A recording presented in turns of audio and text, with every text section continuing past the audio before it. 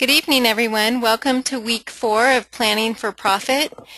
Tonight our topic is selling into different markets. And today's speakers are Diane Green with Green Tree Naturals, and we have a special guest, Mimi Fueling with Cascade Creek Farm in Bonners Ferry. I'm Colette DePhelps, and I'll be your webinar facilitator tonight, and Melissa Lyons is going to be your question moderator. So quickly, we'll go over our webinar tips. Please close all other programs running on your computer. And I will tell you a little secret, and that is that if you are actually in another program, something comes up on my computer as a facilitator that says that you're non-attentive.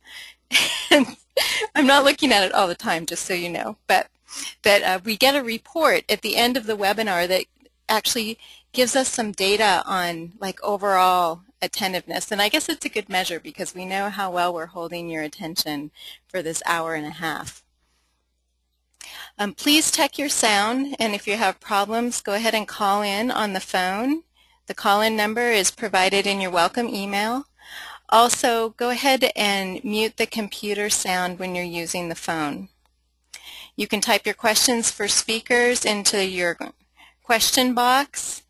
Again, pink responses are private to you, green responses are to the full audience. We encourage you to type your questions in as you think of them, so when we get to the question and answer period, they're already ready. So we hope you've been able to post some comments and questions in the Week 3 discussion forum on the course website, and that you've finished the Week 3 readings and begun the Week 4 readings and the completed Weeks 1, 2, and 3 assignments. So now I'd like to turn the webinar over to Diane Green.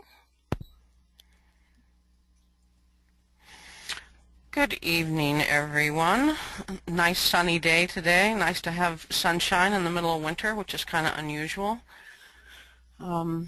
We are going to focus on selling into different markets and a lot about risk management and the regulatory environment, which is really probably not all of our most favorite thing to be focusing on, but a very necessary part of a successful enterprise.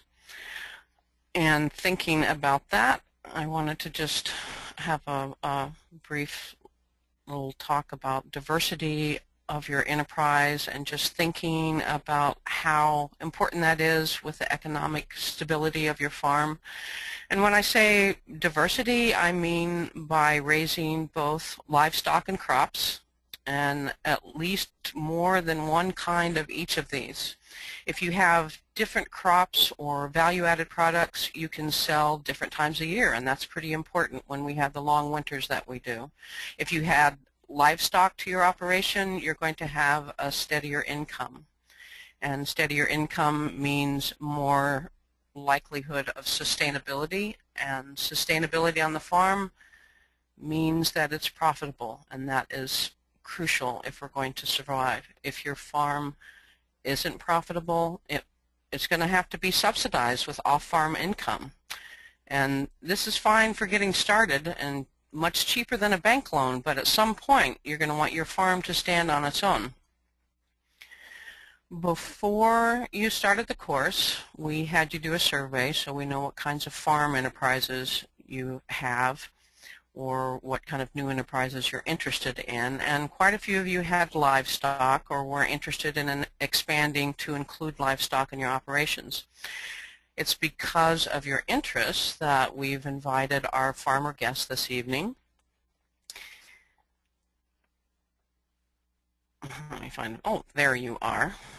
Mimi and her husband Rob have 97-acre farm north of Bonners Ferry where they grow and sell pork, beef, eggs, and poultry using sustainable farming practices. Their children, Emily and Devin, are homeschooled and help out on the farm. I just can't even imagine what it's like to be homeschooling and farming, but Mimi's a Wonder Woman. Wonder how she does it. They Well, I'm just going to let Mimi tell you all about their farm and go with that. But they sell their pork by the pork and beef by the cut or by the mixed quarter, half or whole, and make some amazing custom sausages, which just drove us nuts when she was set up behind us at the farmers market, barbecuing these sausages. Oh my gosh, they were really incredible. And Mimi also serves on the board of Six Rivers Market, which is an online marketplace, and she'll be talking about that after she talks about her farm, and we're going to have time for questions for Mimi as well. So welcome, Mimi, and thank you so much for joining us this evening. Hi, thanks, Diane, for having me. Appreciate it. Well, like you said, my husband Rob and I started our farm actually because our 5-year-old daughter decided that she wanted some chickens. And we had no idea when we started that 10 hens would lay way more eggs than we could ever eat. So we started Emmy's Eggs, which were the egg part of our farm. It was a subscription egg service that eventually culminated in a laying flock of over 250 hens. After a couple of years of the chicken business, we decided we wanted to have healthy and tasty bacon to go with those eggs. So we got 4 wiener pigs. This opened the barn door, so to speak. When we moved to our farm in Bonners Ferry in 2006, we added beef cattle.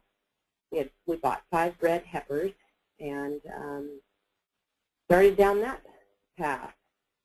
Somewhere along the way, broilers entered the scene as well, and we tried working with some heritage turkeys for about 2 years as well. We have been and will continue to be experimenters, I think, foremost. Whatever works for us and works for our customers is pretty much what we're trying to do.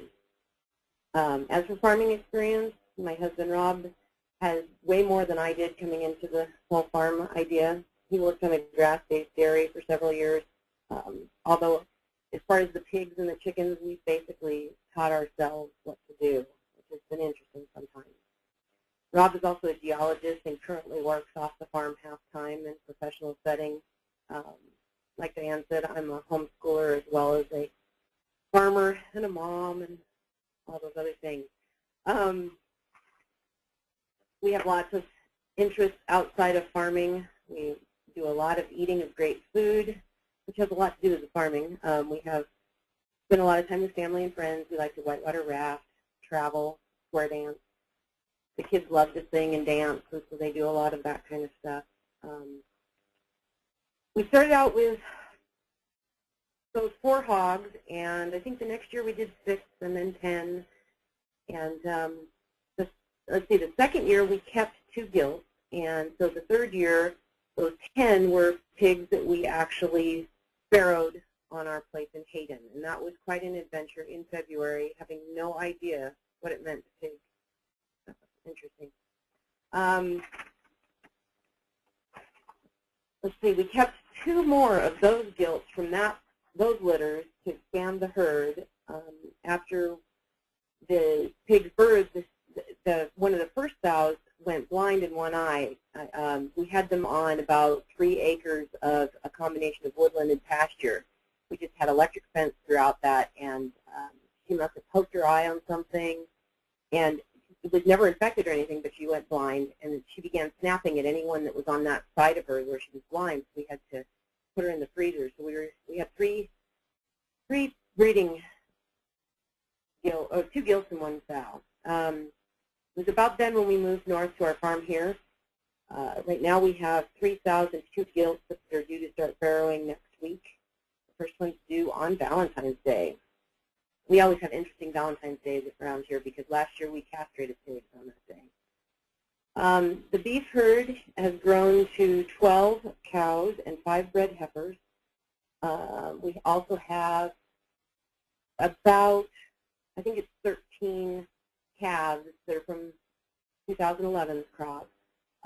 We pretty much figure we have reached our max on the carrying load of our property because we also put up all our own hay. So we can't really add a whole lot more without having to then go ahead and buy hay. Last year we sold around 60 hogs and 12 beef. A bit less than half of those hogs went retail, either into our freezers to sell by the cut or to the various retail outlets that we use or sell to. The 12 beef, 3 of them went into the freezer to sell for cut. We started out by taking the Cultivating Success class and basically wrote almost a complete business plan, which we have jumped off of since then. Rob and I try to have regular farm meetings. There he is, right there, where we can discuss the things that are working, the things that aren't, what are we going to do next. We used to not do this, but we really found that it's helped organize our farm life and our business partnership, because those things we've discovered are distinct from our relationship with the kids and each other. So that's really helped a lot.